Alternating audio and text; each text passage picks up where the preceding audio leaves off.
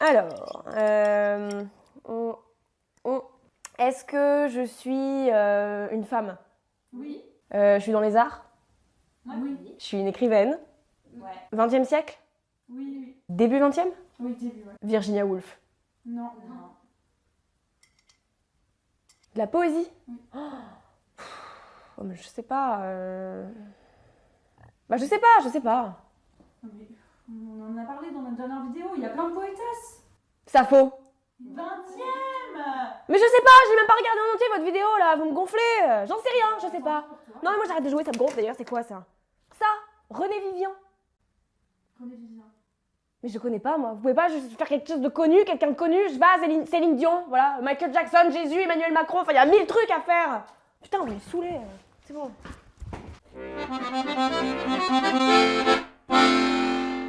Et vous, avez-vous déjà entendu parler de la poétesse René Vivian? Personnellement, je n'avais pas lu un seul de ses poèmes avant de m'intéresser aux traductions des poèmes de Sappho. J'ai eu du mal à dénicher une édition de quelques recueils de poèmes. Depuis, j'en suis convaincue, nous ne pouvons pas passer à côté de René Vivian. A noter que tout récemment, une édition de poèmes choisis est parue chez Point. Enfin, pour l'instant, il n'existe aucune édition rassemblant tous ces recueils et encore moins ses œuvres complètes. Bref, René Vivian est connue des spécialistes, mais elle n'est pas étudiée en classe. Elle est ignorée dans les anthologies et manuels scolaires et est malheureusement méconnue du grand public. À notre petite échelle, nous allons essayer de remédier un peu au problème. Nous vous en avions parlé dans notre première vidéo sur Sappho.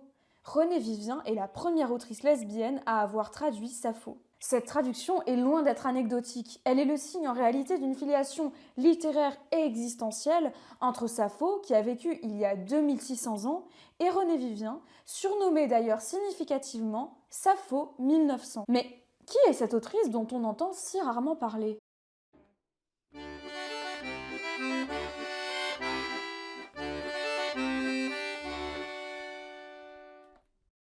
René Vivian est un pseudonyme. René, Vivian. Notre autrice naît en fait sous le nom de Pauline Marie Tarn en 1877 en Angleterre, dans un milieu bourgeois très privilégié, d'une mère anglaise et d'un père américain. Elle est donc d'abord anglophone, mais elle choisira d'écrire toute son œuvre en français. Pourquoi ce choix ? Dès son plus jeune âge, Pauline Tarn est éduquée à la française. À partir de 13 ans, elle fait sa scolarité à Fontainebleau et se fait remarquer pour son désir d'apprendre. Dans son journal, alors qu'elle n'a que 16 ans, elle écrit « Je voudrais apprendre le grec, le latin, l'espagnol, le provençal, la botanique, l'astronomie et l'histoire naturelle. » L'anglais est sa langue maternelle, mais le français devient rapidement sa langue d'adoption et sa grande connaissance de la littérature française se retrouve dans ses œuvres. À Fontainebleau, René Vivian rencontre Violette Chilito, qui deviendra sa meilleure amie et une source d'inspiration importante, comme les autres femmes qui ont croisé sa route. Mais Violette meurt prématurément en 1901. Cet événement marque profondément notre autrice et son œuvre, souvent d'inspiration autobiographique. Cette amitié perdue si tôt explique l'attachement de René Vivian à la couleur et à la fleur de violette. C'est d'ailleurs pour cette raison qu'elle a pu être surnommée la muse des violettes. Son pseudonyme peut d'ailleurs être interprété comme un appel à renaître adressé à son amie d'enfance. Violette, René, viens. En 1899, alors qu'elle a 21 ans, elle décide de s'installer en France, à Paris, dans un appartement luxueux près du bois de Boulogne. Grâce à l'héritage considérable que lui a légué son père en mourant, elle vit sa meilleure vie dans le Paris bohème du début de siècle. Dans le Paris de la Belle Époque, René Vivian connaît des relations amoureuses avec des femmes, notamment avec Nathalie Clifford Barney, qui la marquera toute sa vie. Nathalie Barney, américaine expatriée en France, tenait un célèbre salon littéraire à Paris, qu'elle voulait comme un second Mytilène. Rappelez-vous, Mytilène est la ville de naissance supposée de Sappho. Ouvertement lesbienne depuis l'adolescence et fascinée par la figure de Sappho, Nathalie Barney, que le tout Paris surnomme l'Amazone, veut vivre son homosexualité au grand jour, sans, je cite, cacher quoi que ce fût. Seulement, Nathalie Barney n'est pas connue pour sa fidélité, mais plutôt pour ses histoires d'amour passionnées avec d'autres intellectuels de l'époque. Les nombreuses infidélités de Nathalie Barney pousseront alors René Vivian à quitter son amante après plusieurs mois de relations orageuses. Quoi qu'il en soit, les relations de René Vivien avec des femmes suscitent le scandale et la réprobation morale, comme nous le montre son poème Le Pilori, composé en 1906. La place était publique et tous étaient venus, et les femmes jetaient des rires ingénus. Ils se lançaient des fruits avec des chansons folles, et le vent m'apportait le bruit de leurs paroles. J'ai senti la colère et l'horreur m'envahir. Silencieusement, j'appris à les haïr. Les insultes cinglées, comme des fouets d'ortie. Lorsqu'ils m'ont détaché, enfin, je suis partie. Je suis partie au gré des vents. Et depuis lors, mon visage est pareil à la face des morts. À partir de 1901, elle fréquente une richissime baronne, Hélène de Zulène, avec laquelle elle compose plusieurs œuvres littéraires. À deux, elles écrivent des recueils de poésie, de contes et des romans, signés cette fois-ci sous le pseudonyme de Paul Riversdale, Paul Riversdale, Paul Riversdale. Leur relation est vécue discrètement car la baronne est mariée et mère, mais cela n'empêche pas René Vivien de la considérer avec beaucoup de sérieux. Sa correspondance avec son confident, Jean-Charles Brun, nous révèle qu'elle se considère mariée à la baronne. Et ça, plus de 100 ans avant le mariage pour toutes et tous. Eh oui. Ça va, Georges? Paul? Pierre? René Vivien habite toujours avec elle lorsqu'elle noue une relation épistolaire passionnée avec Kerimé Turkan Pacha, une admiratrice d'Istanbul, épouse d'un diplomate turc. Leur correspondance, ponctuée par quelques rencontres parisiennes, dure 4 ans. En 1907, Hélène de Zulène la quitte pour une autre femme, ce qui bouleverse considérablement notre autrice. Elle s'évade alors en voyage, en compagnie de sa mère, à Hawaï ou au Japon par exemple. En 1908, c'est Kérimé qui met fin à leur relation, car elle doit suivre son mari à Saint-Pétersbourg. La vie de René Vivien s'achève en 1909 alors qu'elle n'est âgée que de 32 ans. Ces derniers mois sont particulièrement difficiles. Elle est atteinte de dépression, d'alcoolisme et d'anorexie et tente de se suicider en 1908 à Londres. Elle meurt finalement le 28 novembre 1909 des suites d'une pleurésie qu'elle a contractée pendant l'un de ses voyages. Malgré la souffrance qu'elle suscite, les amours de René Vivien sont au cœur de son œuvre. Pour s'en rendre mieux compte, penchons-nous plus précisément sur son œuvre, qui, malgré sa courte vie de 32 ans, a été très abondante.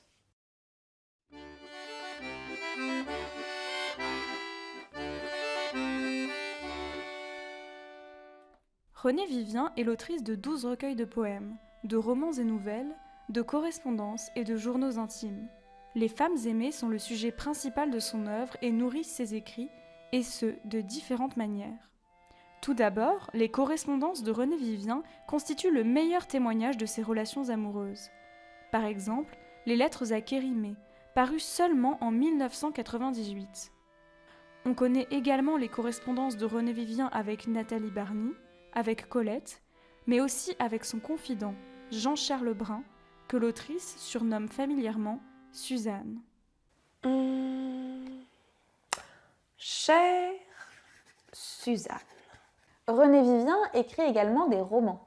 Son roman le plus connu est Une femme m'a paru, qui est d'inspiration autobiographique. Qu'est-ce que cela signifie ? Il ne s'agit pas vraiment d'une autobiographie, c'est-à-dire que l'autrice ne raconte pas à proprement parler sa vie. Mais les événements évoqués et les personnages du roman font référence à des personnes réelles et aux relations qu'elle a eues avec elles. Ainsi, le personnage de Yon renvoie à Violette Chilito, dont la mort est d'ailleurs racontée dans le roman. Yon avait été la petite compagne de mon enfance. Nous avions grandi côte à côte, mettant en commun toutes nos pensées. Elle était restée la blanche amie sororale. Quant au personnage principal, l'Aurélie, dont est amoureuse la narratrice du roman, elle renvoie en réalité à Nathalie Barney. Je crois que l'Aurélie aime l'éternel amour, plus que les éphémères créatures qu'il incarne pour elle. Mais René Vivien est surtout connu pour sa poésie, très largement inspirée par ses amours. C'est parfois les pouvoirs mystérieux de l'amour qu'évoque notre autrice, dans la lignée des poèmes lyriques de Louise Labbé, par exemple. L'amour dont je subis l'abominable loi m'attire vers ce que je crains le plus, vers toi. Tu fus et tu seras l'inconnu ennemi. Je t'adore en pleurant, ô si mauvais ami. Plus précisément, René Vivien s'affirme dans l'art de peindre les amours au féminin. C'est ce qu'on voit dans une des chansons du recueil Études et préludes. À travers ses vers, la poétesse décrit une scène d'amour entre deux femmes. De ta robe à longs plis flottants ruissellent toutes les chimères, et tu m'apportes le printemps dans tes mains blondes et légères. J'ai peur de ce frisson nacré, de tes frêles seins. Je ne touche qu'en tremblant à ton corps sacré. J'ai peur du charme de ta bouche. Je me sens grandir jusqu'aux dieux, quand, sous mon orgueilleuse étreinte, le doux bleu meurtri de tes yeux s'évanouit, fraîcheur éteinte. Mais quand, si blanche entre mes bras, à mon cri d'amour qui se pâme, tu souris et ne réponds pas, tes yeux fermés me glacent l'âme. J'ai peur, c'est le remords spectral que l'extase ne saurait taire, de t'avoir peut-être fait mal, d'une caresse involontaire.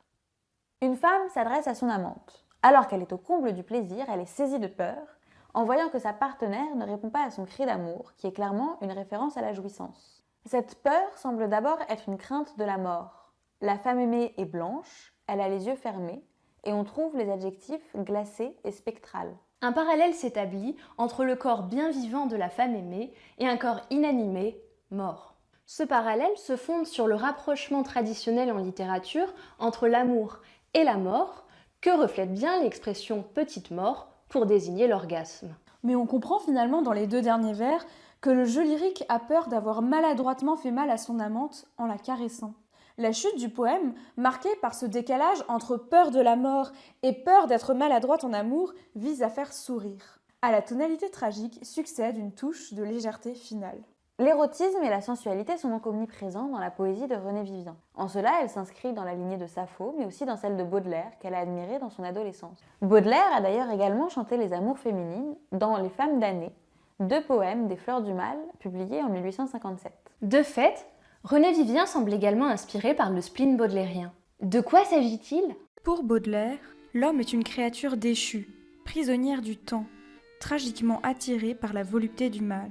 Dans cet ici-bas infernal, tout rappelle la mort et la finitude. Alors, l'âme humaine est écrasée par l'angoisse et l'ennui de vivre. C'est le spleen qu'il définit ainsi dans sa correspondance. Un immense découragement, une sensation d'isolement insupportable, une peur perpétuelle d'un malheur vague, une défiance complète de ses forces, une absence totale de désir, une impossibilité à trouver un amusement quelconque.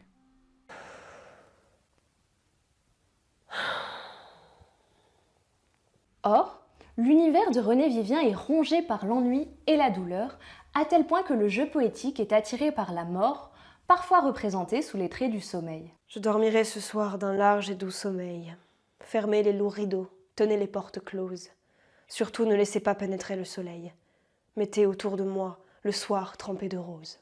Mais chez Renée Vivien, la douleur amoureuse est souvent contrebalancée par l'émerveillement suscité par la femme aimée.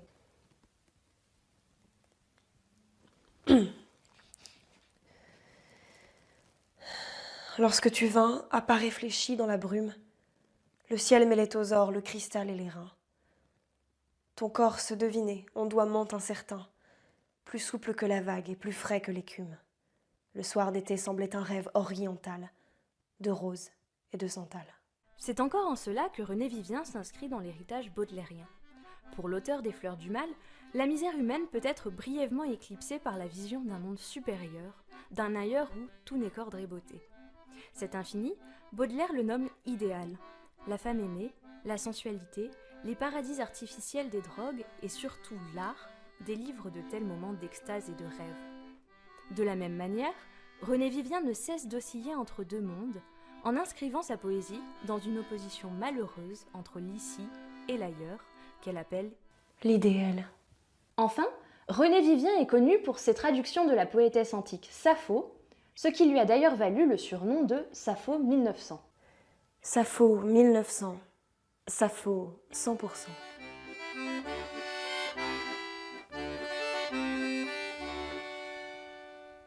Dans les années 1900 à Paris, des femmes, dont certaines affichent leur lesbianisme ou leur bisexualité, contribuent à remettre au goût du jour la figure de Sappho. C'est le cas notamment de Colette, de Nathalie Barney ou d'une de ses amantes, Liane de Pougy. Celle-ci a d'ailleurs écrit en 1901 une idylle saphique qui raconte son histoire avec Nathalie Barney. Comme on l'a vu, Sappho occupe une place maîtresse dans l'œuvre de notre autrice qui s'attelle à une tâche de traduction dès 1903. Mais Renée Vivien ne fait pas que traduire. Sa manière de procéder consiste d'abord à proposer une traduction brute, en prose, une traduction de travail en quelque sorte, puis d'adapter la strophe saphique à la langue française. Ainsi, après avoir traduit l'Ode à une femme aimée, poème que nous avons évoqué et lu dans notre vidéo sur Sappho, elle en propose une réécriture en vers composée de 3 strophes saphiques. L'homme fortuné qu'enivre ta présence me semble l'égal des dieux, car il entend ruisseler ton rire et rêver ton silence. Et moi, sanglotant, je frissonne toute, et ma langue est brisée. Subtile, une flamme a traversé ma chair, et ma sueur coule ainsi que la rosée âpre de la mer. Un bourdonnement rempli de bruit d'orage mes oreilles, car je sombre sous l'effort, plus pâle que l'herbe, et je vois ton visage à travers la mort. Outre ces adaptations, on note des variations, voire des créations, à partir de quelques mots seulement de Sappho. René Vivien s'emploie à créer un poème entier, tout en essayant de conserver l'ambiance qui se dégage du fragment. Elle fait ainsi de l'entreprise de traduction une création poétique à part entière. Par exemple, à partir d'un fragment de Sappho composé d'un seul vers, Envers vous, belle, ma pensée n'est point changeante. elle écrit un poème composé de 4 strophes saphiques. Or, cette traduction de création à partir de Sappho constitue un acte socialement situé et politiquement fort, et ce pour plusieurs raisons. Très peu de femmes ont entrepris des traductions de Sappho. Renée Vivien est la deuxième autrice à s'atteler à cette tâche, après Madame Dacier en 1681. Plus important encore, c'est la première femme lesbienne à traduire les fragments de la poétesse grecque. Eh oui, c'est moi. Ce détail n'est pas qu'anecdotique, il a son importance dans la façon dont Renée Vivien s'approprie la figure de Sappho. Renée Vivien joint en effet à ses traductions une biographie de Sappho, qu'elle appelle Psapha, conformément à l'orthographe de son nom en grec éolien. Elle y met à mal la tendance historique à faire de Sappho une poétesse hétérosexuelle. En face de l'insondable nuit qui enveloppe cette mystérieuse beauté, nous ne pouvons que l'entrevoir, la deviner à travers les strophes et les vers qui nous restent d'elle. Et nous n'y trouvons point le moindre frisson tendre de son être vers un homme. Ses parfums, elle les a versés aux pieds délicats de ses amantes. Ses frémissements et ses pleurs, les vierges de Lesbos furent seules à les recevoir. René Vivien cherche donc à faire la lumière sur une figure éloignée, sans cesse réappropriée par les hommes. Mais cette revendication est également indissociable d'une trajectoire personnelle d'affirmation d'une identité lesbienne. L'édition des traductions de Sappho est la première œuvre dans laquelle notre autrice signe René Vivien avec le prénom féminin et non l'ambiguë signature R. Vivien, comme cela avait été le cas dans ses publications précédentes. Associer cette signature au titre Sappho, c'est véritablement s'affirmer dans le Paris littéraire de l'époque comme une poétesse lesbienne. Un coming out littéraire en quelque sorte. Et Renée Vivien va plus loin encore et incarne en cela une figure avant-gardiste. Elle affirme la nécessité de se ressaisir en tant qu'autrice lesbienne de la représentation des amours féminines en littérature, laissée jusque-là aux auteurs hétérosexuels. C'est d'ailleurs pour cette raison qu'elle en vient à renier l'une de ses plus grandes sources d'inspiration, Charles Baudelaire. René Vivien s'inspire énormément de l'esthétique baudelairienne. Mais elle finit par critiquer la représentation misogyne que fait Baudelaire des amours saphiques et sa méconnaissance de Sappho, amoureuse selon lui et selon toute une tradition littéraire de Phaon. Mais merde! On trouve cette critique notamment dans Lettres doubles, roman écrit avec Hélène de Zuylène. Elle y blâme le poète en raison de sa manière d'aborder les relations saphiques, par le prisme d'un regard typiquement masculin Qui en réalité n'y connaît rien. Ce sont exactement les mêmes réflexions que l'on trouve aujourd'hui chez les féministes qui affirment la nécessité pour les personnes concernées par une oppression, comme par exemple les femmes ou plus spécifiquement les lesbiennes, de se ressaisir de leurs paroles pour proposer une représentation d'elles-mêmes qui aille enfin à l'encontre d'un regard masculin dominant. Or, ce regard masculin, male gaze, est conceptualisé quelques 7 décennies après la mort de notre poétesse. Pour le définir plus précisément, le male gaze est le fait que les arts littéraires et visuels dominants imposent au public un regard d'hommes hétérosexuels dans le traitement qu'ils font des femmes et de leur corps. Si Renée Vivien n'a pas conceptualisé le male gaze, elle semblait quand même en avoir une intuition très forte au début du XXe siècle. Bref, Sappho constitue un modèle majeur dans la vie poétique de Renée Vivien, mais également tout un programme de vie. C'est ce que montre son pèlerinage à Mytilène avec Nathalie Barney en 1904, où elle va jusqu'à se faire construire une maison. Elle compose d'ailleurs un poème sur ce pèlerinage, en débarquant à Mytilène, qui en dit long sur la filiation qu'elle revendique entre la poétesse antique et elle-même. Du fond de mon passé, je retourne vers toi, Mytilène, à travers les siècles disparates, t'apportant ma ferveur, ma jeunesse et ma foi, et mon amour, ainsi qu'un présent d'aromates. Mytilène, à travers les siècles disparates, du fond de mon passé, je retourne vers toi.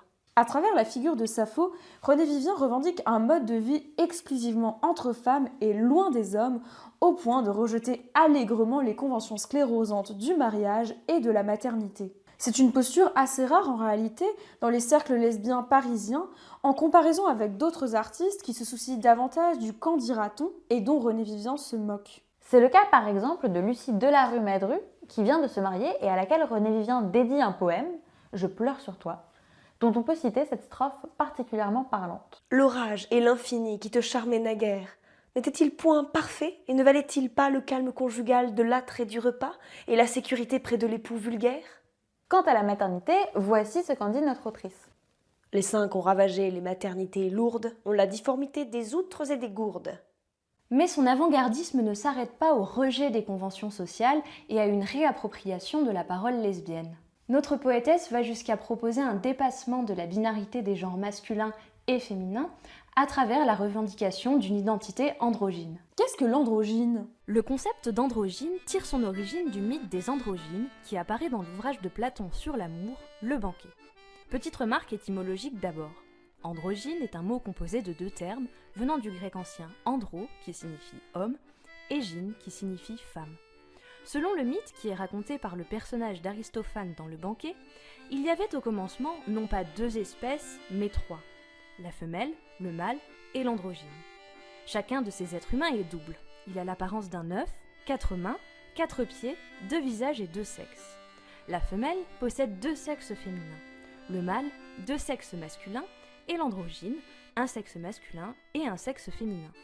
Ces êtres primitifs provoquent la colère de Dieu, ce qui conduit Zeus, le roi des dieux, à séparer les êtres en deux moitiés.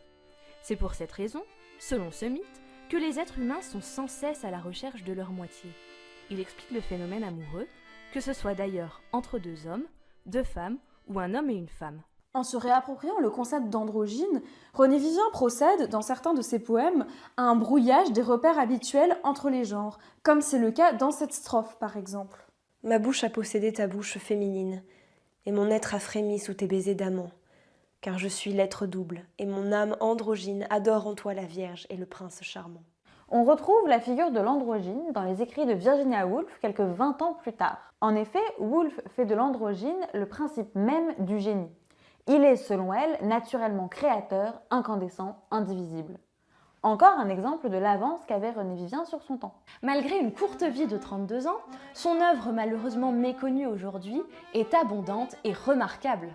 On ne peut que vous inviter à vous y plonger et à y admirer sa pensée et son mode de vie avant-gardiste. De la réappropriation d'une poésie saphique à la revendication d'une identité androgyne en passant par le rejet du mariage et de la maternité, René Vivien constitue un modèle d'émancipation féminine en ce début du siècle, inspirante pour les générations féministes à venir. Bref, vous l'avez compris, René Vivien ne demande qu'à être lu, relu et re-relu. René Vivien, pourquoi détestez-vous les hommes ? Je ne les aime ni ne les déteste. Je leur en veux d'avoir fait beaucoup de mal aux femmes. Ce sont des adversaires politiques que je me plais à injurier, mais pour les besoins de la cause.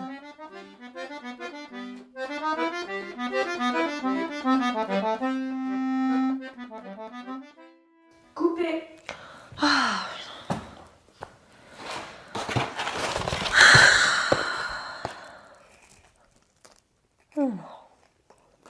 Mmh.